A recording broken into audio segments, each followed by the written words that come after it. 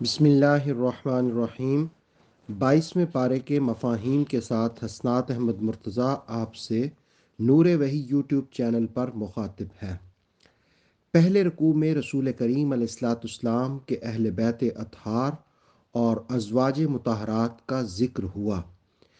پہلی آیت میں یہ کہا گیا کہ نبی کے گھر والوں کو نیکی کرنے کا دگنا اجر ملے گا، اور ازواج مطہرات تم پرہیزگاری اختیار کرو تو تم عام عورتوں کی طرح نہیں ہو۔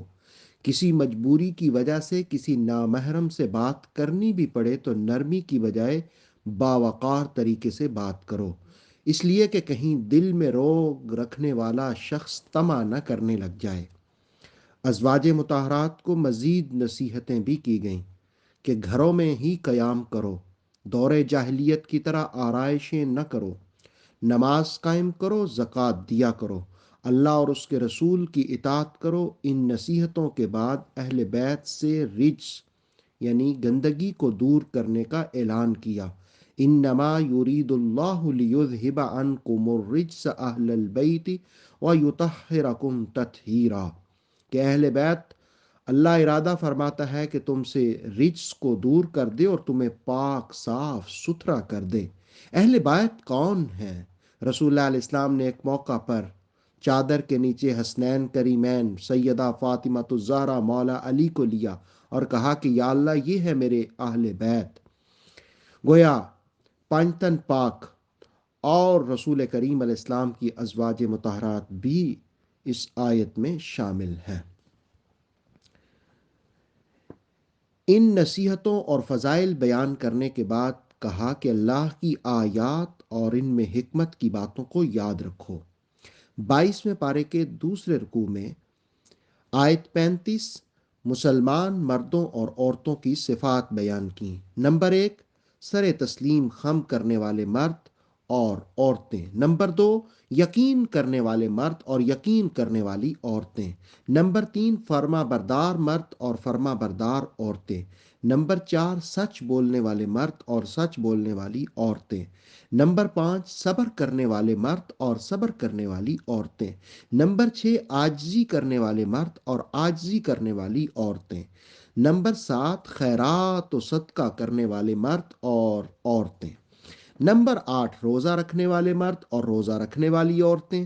نمبر 9، اپنی عصمتوں کی حفاظت کرنے والے مرد اور اپنی عصمتوں عزتوں کی حفاظت کرنے والی عورتیں۔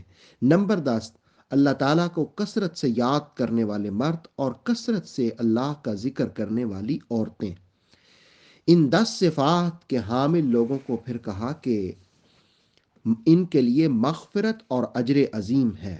آیت 36 میں کہا کہ کسی مسلمان مرد اور عورت کے لیے جائز نہیں کہ وہ اللہ اور اس کے رسول کے خلاف کوئی فیصلہ کریں۔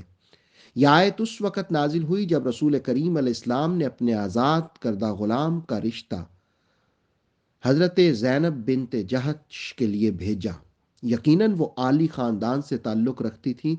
انہوں نے اور ان کے بھائی عبداللہ نے اس رشتے سے انکار کیا تو یہ آیت نازل ہوئی۔ انہوں نے آیت سنی تو فوری طور پر رشتے کو قبول کیا، کیونکہ آیت میں کہا گیا تھا کہ جو اللہ اور اس کے رسول کے نافرمانی کرتا ہے وہ کھلی گمراہی میں مبتلا ہوتا ہے، اور کسی مرد عورت کے لیے جائز نہیں وہ اللہ رسول کے خلاف کوئی فیصلہ کریں۔ آیت 37 میں اس بات کا اظہار ہوا کہ حضرت زید حضرت زینب کو طلاق دے دیں گے، تو اللہ تعالیٰ نے فرمایا محبوب عربوں کی جاہلیت کی اس رسم کو بھی ختم کرنا ہوگا کہ منہ بولے بیٹوں کی متعلقہ کے ساتھ وہ شادی کو روا نہ سمجھتے تھے۔ رسول کریم علیہ السلام کے بارے اظہار خیال فرمایا کہ آپ صلی اللہ علیہ وسلم دل میں تو یہ بات رکھتے ہیں کہ اس رسم کو ختم ہونا چاہیے، اور عملی طور پر اس کا کوئی نہ کوئی اہتمام ہونا چاہیے۔ اللہ تعالیٰ اس بات کا اظہار قرآن میں فرما رہا ہے، فلہذا آپ حضرت زینب سے نکاح کر کے اس رسم کو ختم فرمائیں۔ آیت 38 میں منافقین کے اس اعتراض کی تردید کی جو یہ کہتے کہ رسول رحمت صلی اللہ علیہ وسلم نے مسلمانوں کو تو 4 بیویاں رکھنے کی اجازت دی اور خود متعدد ازواج مطہرات ان کے حرم میں ہیں۔ اللہ پاک نے فرمایا کہ نبی کے لیے حلال کاموں کو اختیار کرنے میں کوئی حرج نہیں اور ان کے لیے یہ حدود نہیں ہے۔ اور خود تمہاری مقدس بائبل میں حضرت داؤد کی 100 بیویاں، حضرت سلیمان کے 300 حرم کا ذکر موجود ہے۔ آیت 40 میں ما کان محمد ابا احد من رجالکم ولکن رسول اللہ وخاتم النبیین کہہ کر کے اس بات کی نفی کی کہ محمد صلی اللہ علیہ وسلم مردوں میں سے کسی کے باپ نہیں ہے، اس لیے کہ بعض لوگ حضرت زید بن محمد کہہ دیتے تھے، تو فرمایا کہ وہ مردوں میں سے کسی کے باپ نہیں۔ اور دوسری چیز جو اس آیت میں بیان کی، حضور علیہ الصلوۃ والسلام کے خاتم النبیین ہونے کا اعلان ہے۔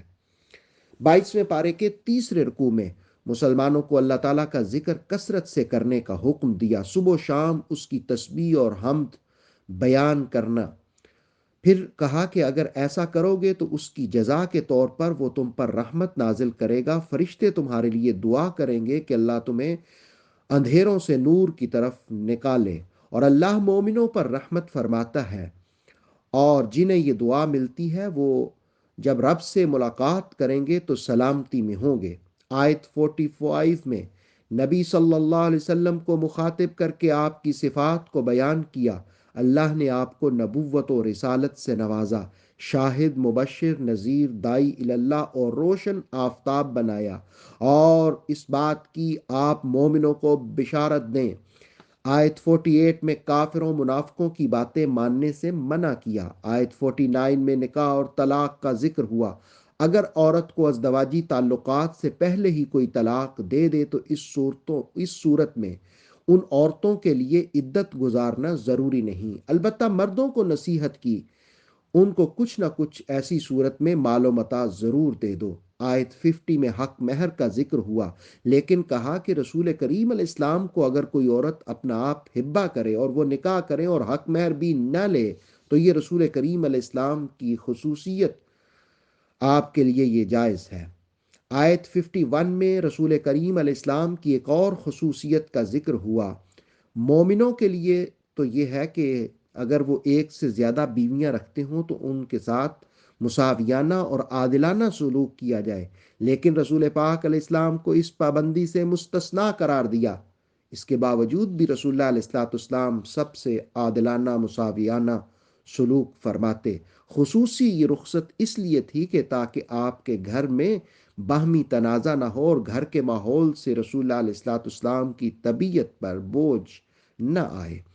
22ویں پارے کے چوتھے رکوع میں نبی پاک صلی اللہ علیہ وسلم کے کاشانہ اقدس کے آداب سکھائے۔ نمبر 1، بغیر اجازت آپ صلی اللہ علیہ وسلم کے گھر نہ جاؤ۔ نمبر 2، اگر وہ کھانے کی دعوت دیں بھی تو کھانا کھا کے فوراً واپس آؤ۔ اگر وہ کھانے کی اجازت اور دعوت نہ دیں تو انتظار مت کرو۔ نمبر 4، کسی بات سے آپ کو اذیت نہ دو۔ نمبر 5، ازواج مطہرات سے کوئی چیز مانگنی ہو تو پردے میں طلب کرو۔ نمبر 6، آپ کے بعد بھی ازواج مطہرات کے ساتھ نکاح کرنے کی بالکل بھی اجازت نہیں ہے۔ یہ سب احکام اس لیے بیان ہوئے ہیں تاکہ ازواج مطہرات کے بارے میں تمہارے دلوں میں تقوی پیدا ہو۔ آیت 56 میں درود و سلام کی فضیلت بیان ہوئی کہ اللہ اور اس کے فرشتے رسول رحمت علیہ السلام پر صلات بھیجتے ہیں، رحمتیں بھیجتے ہیں۔ مسلمانوں تم بھی ان پر درود و سلام بھیجو، اس لیے کہ درود و سلام پڑھنا باعث رحمت ہے، رسول کریم علیہ السلام کے قرب کا راستہ ہے، جنت کا راستہ ہے، دنیا آخرت کے غموں سے نجات کی علامت ہے۔ آیت 57 میں اللہ اور رسول کو اذیت دینے والوں پر لعنت اور عذاب کا ذکر ہوا۔ آیت 58 میں تہمت اور الزامات لگانے سے منع کیا۔ 22ویں پارے کے 5ویں رکوع میں آیت 60 میں ازواج مطہرات اور مومن خواتین کے لیے پردے کے احکامات نازل ہوئے۔ پردہ کی حکمت بیان کی کہ وہ پردہ کر کے چادر اوڑھ کر جائیں گی تو دور سے پہچان لیا جائے گا کہ یہ عصمت و عفت رکھنے والی خاتون ہے، کسی کو نظر اٹھا کر اس کو دیکھنے کی جرت نہ ہوگی۔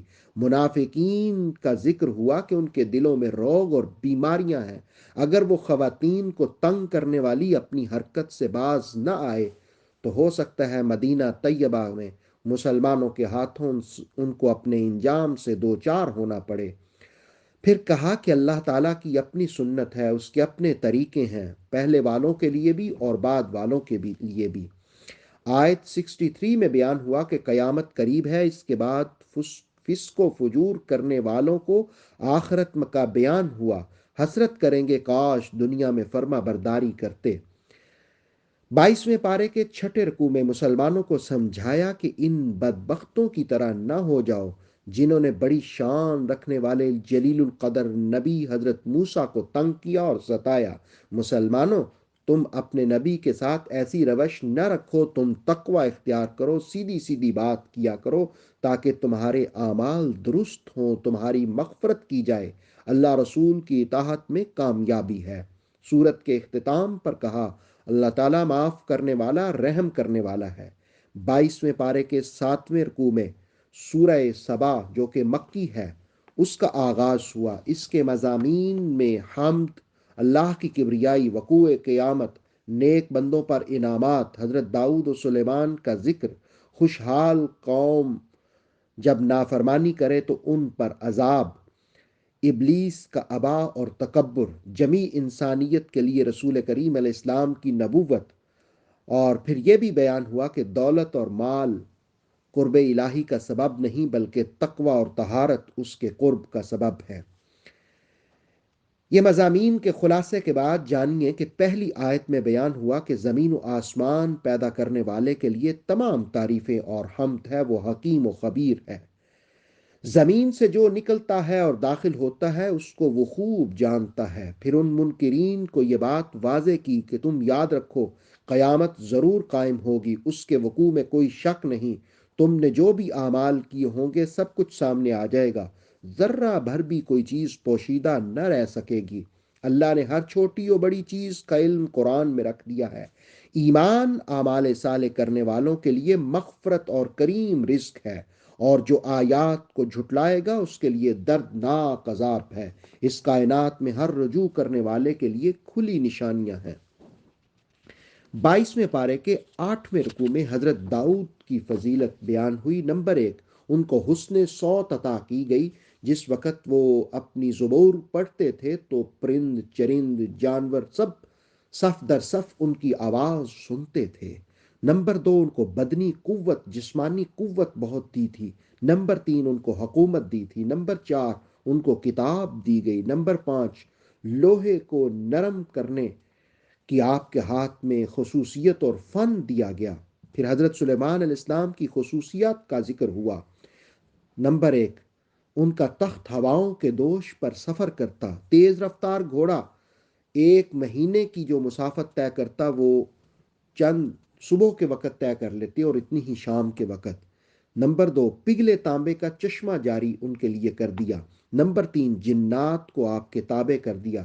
نمبر 4، جنات آپ کے حکم سے پختہ عمارتیں تعمیر کرتے۔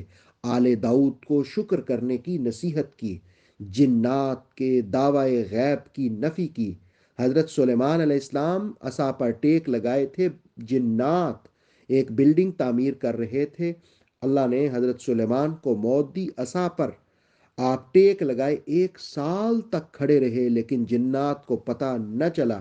اس سے جنات کے علم کے غیب کی نفی کی گئی، اور جو لوگ اس بات پر یقین رکھتے تھے جنات کو پتہ چلتا ہے ان کو بھی بتا دیا گیا جنات کو کوئی علم غیب کا نہیں ہے۔ آیت 15 میں سبا کا ذکر ہوا۔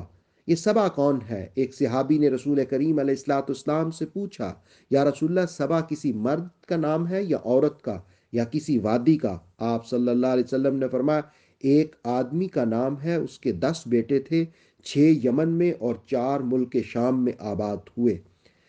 اس کے بعد پھر اگلی آیات میں ایک زرخیز زمین کا ذکر ہوا جس میں کھیت باغات لہلہاتے تھے، اپنے رہنے والوں کو پھل اور اناج دیتے تھے۔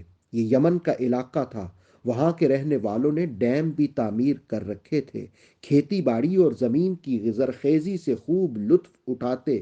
ان میں کئی انبیاء ہدایت کے لیے مبعوث ہوئے، انہیں اطاعت کا درس دیا، لیکن مال و دولت اور دنیاوی نعمتوں نے ان کی آنکھوں پر پٹی باندھ دی، اور دولت مال کے نشے میں وہ مسلسل انکار کرتے رہے، تو ان کے باغات کے پھل کڑوے ہو گئے۔ وہ ڈیم جو ان کے کھیتوں کو سیراب کرتے وہ ٹوٹ پڑے، اور بارشیں مسلسل برسیں، شہروں کے شہر برباد ہو گئے، کھیت اجڑ گئے، بستیاں ویران ہو گئی۔ قرآن نے کہا ذرا ان بستیوں کے احوال جان کر ان سے عبرت حاصل کرو۔ 22ویں پارے کے 9ویں رکوع میں مشرکین سے کہا جن کو تم اپنا معبود تصور کرتے ہو، یہ زمین و آسمان میں ذرہ بھر کے بھی مالک نہیں ہے، اور نہ ہی ان کا زمین و آسمان میں کوئی حصہ ہے، نہ ہی ان کی سفارش کی ان کو اجازت ملے گی۔ محبوب انہیں بتا دیں اللہ تمہیں زمین و آسمان سے رزق دیتا ہے، وہی قیامت والے دن تمہارے اور ہمارے درمیان فیصلہ فرمائے گا۔ تم جن جرائم کا ارتکاب کرتے ہو ان کا جواب دہ بھی تمہیں ہونا پڑے گا۔ آیت 28 میں بیان ہوا ہم نے رسول کریم صلی اللہ علیہ وسلم کو تمام انسانیت کے لیے بشیر اور نذیر بنا کر مبعوث فرمایا۔ آیت 30 میں کہا کہ وعدے کا دن مقرر ہے، جب وہ دن آئے گا تو قیامت قائم ہو جائے گی، اس سے نہ ایک لمحہ آگے ہوگا اور نہ پیچھے ہوگا۔ 22ویں پارے کے 10ویں رکوع میں کفار کا ذکر ہوا کہ جو لوگ تکبر اور غرور میں مبتلا ہو کر قرآن پر ایمان لانے کا انکار کرتے ہیں، جس وقت وہ اس کی بارگاہ میں پیش ہوں گے تو عذاب دیکھ کر کہیں گے کہ اچھا ہوتا کہ ہم ایمان لاتے، لیکن ہمارے ساتھیوں نے ہمیں ایمان نہ لانے دیا۔ اس وقت تکبر کرنے والے ان کمزوروں سے کہیں گے کہ ہم نے تمہیں نہیں روکا، تم خود ہی مجرم تھے۔ کمزور لوگ طاقتوروں کو کہیں گے تم نے دن رات ہمیں اپنے مکر و فریب میں مبتلا رکھا، جس کی وجہ سے ہم نور ہدایت سے محروم ہو گئے۔ عذاب دیکھ کر وہ پچھتائیں گے۔ آیت 34 اور 35 میں بیان ہوا کہ ہم نے بستیوں میں ڈرانے والے یعنی نذیر بھیجے، لیکن مال کی کثرت اور اولاد کی کثرت رکھنے والوں نے کہا کہ ہمیں عذاب نہیں دیا جائے گا۔ آیت 36 میں کہا اللہ تعالیٰ جس کے لیے چاہتا ہے رزق کشادہ فرماتا ہے، اور جس کے لیے چاہتا ہے تنگ کر دیتا ہے، اکثر لوگ اس کی حکمتوں کو نہیں جانتے۔ 22ویں پارے کے 11ویں رکوع میں اللہ تعالیٰ کے قرب پانے کے راز کو بے نقاب کیا۔ مال و دولت اور اولاد سے یاد رکھو تم اللہ کا قرب نہیں حاصل کر سکتے۔ اللہ کا قرب پانے کے لیے ایمان اور اعمال صالح اختیار کرنے ہوں گے، تو اس پر اللہ تمہیں دگنا اجر بھی دے گا، اور جنت کے بالا خانوں میں امن اور سکون سے مقام بھی دے گا۔ آیات کی تکذیب کرنے والوں کے لیے عذاب ہوگا۔ 39 آیت میں رزق کی وسعت اور تنگی کا ذکر ہوا۔ آیت 40 سے قیامت کا منظر بیان ہوا کہ اللہ تعالیٰ فرشتوں سے پوچھے گا کیا یہ لوگ تمہاری پوجا کرتے تھے؟ فرشتے عرض کریں گے اللہ تو پاک ہے، تو ہی ہمارا مالک ہے، ہمیں ان سے کوئی غرض نہیں، یہ تو جنات کی پرستش کرتے تھے۔ ان سے کہا جائے آج تم ایک دوسرے کو کوئی فائدہ نہ پہنچا سکو گے، اب جھٹلانے کا عذاب چکھو۔ مشرکین کو جب آیات سنائی جاتی تو وہ قرآن کے بارے الزام عائد کرتے، یہ من گھڑت ہے، اور جب معجزات کا اظہار ہوتا تو اس کو جادو قرار دیتے۔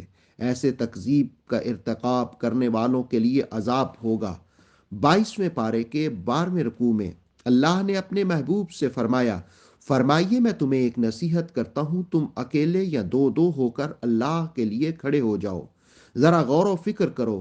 کل تک تو آپ صلی اللہ علیہ وسلم کو یہ لوگ صادق و امین کہتے، ان کی 44 سالہ زندگی کے سبا و مسات لوگوں تمہارے سامنے ہیں، اور آج تم ان پر مجنون ہونے کا الزام عائد کرتے ہو، اس لیے کہ انہوں نے تمہیں اللہ کی توحید کی طرف بلایا۔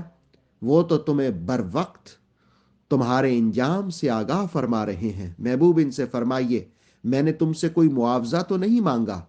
اگر کوئی ایسی بات ہے تو اس معاوضے کو تم اپنے پاس رکھو، میرا رب مجھے اجر عظیم سے نوازے گا۔ محبوب آپ ان سے فرمائیے، حق آ گیا اور باطل کا خاتمہ ہو گیا، تم مجھ پر بہکے ہونے کا الزام لگاتے ہو، حالانکہ میں تو وہی کی پیروی کرتا ہوں اور جو میرا رب میری طرف بھیجتا ہے اس کو اختیار کرتا ہوں۔ کاش اس وقت کو تم جان جاؤ جب گھبراہٹ ہوگی، تب ہر منکر کہے گا، ہائے افسوس، آج کوئی بچت کی صورت نکل آئے۔ یاد رکھو، وہاں آگ سے بچنے کا کوئی طریقہ نہ ہوگا، وہاں ان کے اور ان کی چاہت والی چیزوں کے مابین رکاوٹ کھڑی کر دی جائے گی۔ 22ویں پارے کے 13ویں رکوع میں سورہ فاطر کا آغاز ہوا۔ یہ مکی صورت ہے۔ پہلی آیت ہی میں فاطر کا کلمہ استعمال ہوا۔ اس کی 45 آیات ہیں۔ اس سورہ مقدسہ میں آغاز میں اللہ کے کمالات اور محاسن کا تذکرہ ہوا۔ نمبر 1، سب تعریفیں زمین و آسمان کے پیدا کرنے والے کے لیے۔ نمبر 2، اس نے فرشتوں کو پیغام رسانی کے لیے بھیجا، جن کے 2 اور 3 پر ہوتے ہیں، اور بعض کے اس سے بھی زیادہ، حضرت جبرائیل کے جیسے 600 پر تھے۔ نمبر 3، ہر چیز پر وہ قادر ہے، جس کو چاہے وہ زیادہ دے، جس کو چاہے کم دے۔ نمبر 4، اللہ جسے رحمت سے نوازے اسے کوئی روک نہیں سکتا، اور جس سے وہ روک دے اسے کوئی دے نہیں سکتا۔ نمبر 5، وہ ہر نعمت دینے والا ہے، اس کی نعمتوں کو یاد کرو۔ نمبر 6، زمین و آسمان سے وہی رزق دینے والا ہے۔ نمبر 7، اللہ کا وعدہ سچا ہے، دنیا کے دھوکے میں نہ پڑو۔ شیطان انسان کا دشمن ہے، اسے دشمن ہی سمجھو۔ یاد رکھو، اس کی پیروی کرنے والوں کے لیے دوزخ ہے، اور ایمان اعمال صالح کرنے والوں کے لیے مغفرت ہوگی۔ 22ویں پارے کے 14ویں رکوع میں اس بات کا بیان ہوا کہ شیطان انسان کے برے اعمال کو بہت خوبصورت بنا کر پیش کرتا ہے۔ وہ مزین کرے تو پھر گناہ شروع میں تو برا لگتا ہے، لیکن بعد میں وہ اچھے لگ جاتے ہیں، اس لیے کہ توبہ کی روش نہ اپنائی جائے تو فطرت سلیمہ کی جو اندر کی صدا ہے وہ مدھم پڑ جاتی ہے، اور پھر انسان کو برے اعمال بھی اچھے لگتے ہیں، وہ ان کو اچھا سمجھتا ہے۔ یاد رکھو، جس کو اللہ گمراہ کرے اس کو کوئی ہدایت نہیں دے سکتا، اور جس کو وہ ہدایت سے نوازے اس کو کوئی گمراہ نہیں کر سکتا۔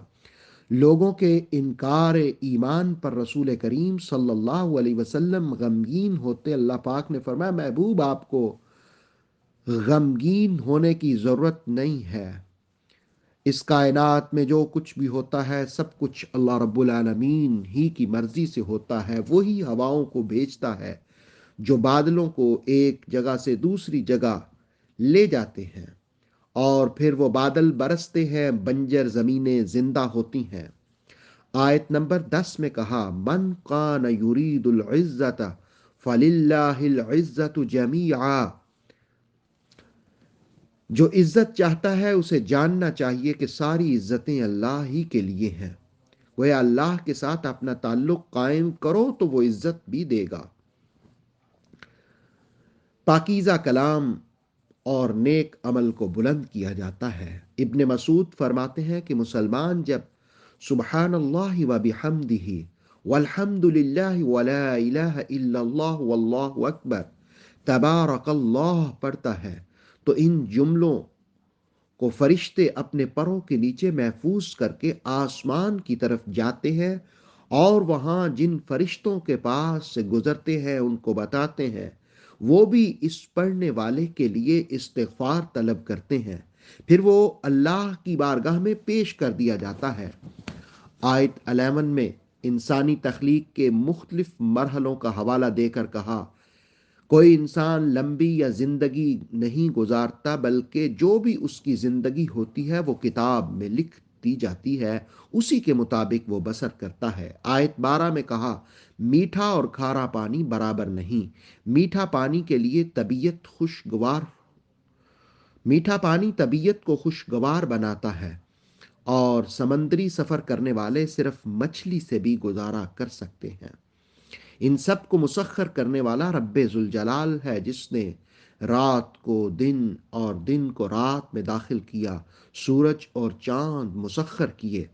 22ویں پارے کے 15ویں رکوع میں اس بات کا بیان ہوا کہ لوگو، تم سب اللہ کے محتاج ہو اور وہ غنی ہے۔ اللہ کے لیے نئی مخلوق لانا کوئی مشکل نہیں، کوئی کسی کا بوجھ نہیں اٹھاتا، ہر گناہ گار اپنا بوجھ خود ہی اٹھائے گا۔ اگر کسی کو بوجھ اٹھانے کے لیے بلائے، وہ اس کا قریبی رشتہ دار ہی کیوں نہ ہو، اس کا بوجھ نہیں اٹھا پائے گا۔ انذار ان لوگوں کے لیے ہے جو ایمان اس پر بغیر دیکھے لاتے ہیں، نماز قائم کرتے ہیں، پاکیزگی کا راستہ اختیار کرتے ہیں۔ یاد رکھو، اندھا اور بینا، اندھیرا اور نور، سایہ اور دھوپ، زندہ اور مردہ برابر نہیں ہیں۔ آیت 24 میں کہا کہ ہم نے آپ کو بشیر اور نذیر بنا کر بھیجا۔ ہر امت کے لیے کوئی ڈرانے والا ہوتا ہے۔ جب کوئی امت ان کو جھٹلا دیتی ہے تو اس کی گرفت ہوتی ہے۔ 22ویں پارے کے 16ویں رکوع میں اس بات کا بیان ہوا کہ کائنات کے رنگ مختلف ہیں۔ پھلوں میں رنگ دیکھو، بو ذائقہ مختلف ہوتا ہے۔ پہاڑوں کے رنگ بھی دیکھو، کوئی چٹان سفید اور کوئی پہاڑ سرخ، کوئی شوخ رنگ کا اور کوئی سیاہ رنگ کا، یہ سب اسی کی قدرت کی نیرنگیاں ہیں۔ اور اسی طرح جانوروں اور انسانوں کے رنگ بھی الگ الگ ہیں۔ خالق کائنات کی تخلیق کے کرشمے واضح ہیں۔ اللہ کے سارے بندوں میں ڈرنے والے علماء ہیں۔ علماء کو خشیت کی سند دی، انما یخشی اللہ من عبادہ العلماء۔ پھر کہا کہ کامیاب تاجر وہ ہیں جو کتاب اللہ کی تلاوت کریں، نماز قائم کریں، اعلانیہ و پوشیدہ خرچ کریں، اور پھر انہی کو پورا پورا اجر دیا جائے گا۔ آیت 31 میں پہلی کتابوں کی تصدیق کا ذکر ہوا۔ آیت 32 میں کتاب کی خدمت کے لیے منتخب افراد کا ذکر ہوا۔ نیکیوں کو اختیار کرنے والے رب کے فضل میں ہوتے ہیں۔ انہی جنت ملے گی جس میں سونے کے کنگن، موتیوں کے ہار، ریشمی پوشاکیں انہیں عطا کی جائیں گی۔ جنتی الحمدللہ کہہ کر سب کا شکر ادا کریں گے۔ جنت میں کوئی تکلیف اور تھکاوٹ نہ پہنچے گی۔ کفر کرنے والے ناشکر لوگوں کے لیے دوزخ کا عذاب ہوگا، وہ اس میں چیخیں گے، فریاد کریں گے، کاش ہمیں ایک بار یہاں سے نکال لیا جائے تو نیک عمل کریں گے۔ 22ویں پارے کے 17ویں رکوع میں اس بات کا بیان ہوا کہ زمین و آسمان کا غیب جاننے والا دلوں اور سینوں کے رازوں کو بھی خوب جانتا ہے۔ کفر کرنے والے اور ان کے جانشینوں کے لیے عذاب ہوگا۔ شرک کرنے والوں، جنہیں تم معبود سمجھتے ہو، انہوں نے بھی زمین کا کوئی ٹکڑا بنایا ہے؟ ذرا بتاؤ تو صحیح۔ یا آسمانوں کی تخلیق میں وہ شراکت اختیار کی ہے؟ ذرا بتاؤ تو صحیح۔ یا انہیں کوئی کتاب دی گئی ہے؟ ان سارے سوالوں کا جواب ان کا نفی میں ہوگا، تو جان لو وہ سب بہت ظالم ہیں جو اللہ کے ساتھ کسی کو شریک ٹھہراتے ہیں۔ اللہ رب العالمین نے آسمان اور زمین کو اپنی اپنی جگہ روکا ہوا ہے تاکہ وہ سرک نہ جائیں، اور اگر وہ خود انہیں سرکا دے تو کوئی روکنے والا نہیں ہوگا۔ کفار قسمیں کھا کر کہتے ہیں ان کے پاس کوئی نذیر نہیں آیا۔ دراصل ان کا تکبر اور غرور ہے جس نے انہیں اپنی گمراہ کن سازشوں میں مبتلا کر رکھا ہے۔ کیا یہ بھی جانتے ہیں ان کے ساتھ پہلی قوموں جیسا سلوک کیا جا سکتا ہے؟ یاد رکھو، اللہ کا ایک اپنا طریقہ ہے، اس کی سنت کو کوئی تبدیل نہیں کر سکتا۔ زمین میں چل پھر کر دیکھ لو ان سے بھی طاقتور لوگوں کے ساتھ کیا سلوک ہوا۔ جب ان کی گرفت ہوئی تو انہیں کوئی بچا نہ سکا۔ اللہ مہلت ضرور دیتا ہے، لیکن جب مہلت ختم ہو جاتی ہے تو اجل سامنے آ جاتی ہے۔ سورت کے اختتام پر کہا اللہ اپنے بندوں کو خوب دیکھنے والا ہے۔ 22ویں پارے کے 18ویں رکوع میں سورہ یاسین کا آغاز ہوا۔ 83 آیات پر یہ مشتمل ہے۔ ترمذی کی حدیث کے مطابق ہر چیز کا دل ہوتا ہے، قرآن کا دل سورہ یاسین ہے۔ رسول کریم علیہ الصلاۃ والسلام نے یہ خواہش ظاہر کی کہ میرے ہر امتی کے سینے میں یاسین محفوظ ہو۔ ابو داؤد کی حدیث کے مطابق اسے اپنے اموات پر پڑھا کرو، اس لیے کہ وہ مر نہیں جائیں بلکہ وہ زندہ ہو جائیں، ان کا دل زندہ ہو جائے۔ یاسین، اس کا مفہوم، اے سید العرب والعجم، یا سید المرسلین، یہ بھی کہا گیا کہ یاسین سورت کا نام ہے، یا اللہ کا نام ہے، یا قرآن کا نام ہے۔ محبوب کا ذکر کرنے کے بعد قرآن کی قسم کھائی اور پھر کہا شک کرنے والوں کو کیا ہے کہ وہ رسول کریم علیہ السلام کی نبوت اور رسالت میں شک کرتے ہیں، حالانکہ آپ ہی صراط مستقیم پر ہیں۔ یہ قرآن عزیز و رحیم کی جانب سے نازل کردہ ہے۔ اس کے نزول کی حکمت یہ ہے کہ جن کے آباء و اجداد نہیں ڈرائے گئے، آپ صلی اللہ علیہ وسلم ان کو ڈرائیں۔ اور پھر کہا کہ ان کے جو مخالفین ہوں گے ان کی گردنوں میں ایسے توق ہوں گے جن سے ان کی ٹھوڑیوں کو اوپر کی جانب اٹھایا جائے گا۔ اس آیت کا پس منظر یہ ہے کہ ابو جہل نے قسم کھائی کہ اگر میں آپ صلی اللہ علیہ وسلم کو نماز پڑھتے دیکھوں گا تو پتھر سے ان کا سر کچل دوں گا۔ حضور نماز پڑھ رہے تھے، اس نے پتھر اٹھایا تو ہاتھ گردن ہی کے ساتھ چپک گئے، تو اس نے واپسی میں ہی سلامتی سمجھی، اپنے دوستوں کو یہ قصہ سنایا تو ولید بن مغیرہ بڑے غصے سے اٹھا، کہا تم تو بزدل ہی ہو، اور اس نے پتھر لے کر حضور کی طرف بڑھنا چاہا تو وہ اندھا ہو گیا۔ ایک اور کافر غصے میں اٹھا اور حضور کی طرف بڑھنے لگا تو غش کھا کر منہ کے بل گرا، کہتے ایک بڑا بیل میں نے دیکھا تھا، اگر میں ذرا بھی آگے بڑھتا وہ مجھے کچا چبا دیتا۔ اللہ پاک نے فرمایا کہ ہم نے محبوب کی حفاظت فرمائی اور مخالفین کے آگے پیچھے دیوار بنا دی، وہ دیکھ نہیں پاتے۔ وَجَعَلْنَا مِن بَيْنِ أَيْدِيهِمْ صَدًّا وَمِن خَلْفِهِمْ صَدًّا فَأَغْشَيْنَاهُمْ فَهُمْ لَا يُبْصِرُونَ۔ پھر کہا کہ ان کو ڈرایا جائے یا نہ ڈرایا جائے، یہ اپنے مقدر کو نور ایمان سے محروم کر چکے ہیں، انذار کا ان پر کوئی اثر نہیں ہوتا۔ اور جو قرآن کی اتباع کرے، رحمان سے بغیر دیکھے خشیت اختیار کرے، اس شخص کے لیے بہت بڑا اجر اور مغفرت ہے۔ اور پھر یاد رکھو اللہ ہی مردوں کو زندہ فرماتا ہے، اور جو کوئی اعمال آگے بھیجتا ہے وہ سب پالے گا۔ 22ویں پارے سورہ یاسین، 22ویں پارے کے آخری رکوع میں دو رسولوں کا ذکر ہوا جن کی مدد کے لیے تیسرے کو بھی مبعوث کیا۔ حقیقت ناشناس لوگ نور نبوت کو دیکھ نہ سکے اور کہنے لگے تم بھی تو ہماری طرح کے انسان ہو، اور ان کی جانب جو نازل ہوا اس کا بھی انکار کر دیا۔ یاد رکھو رسولوں کا کام ابلاغ ہوتا ہے۔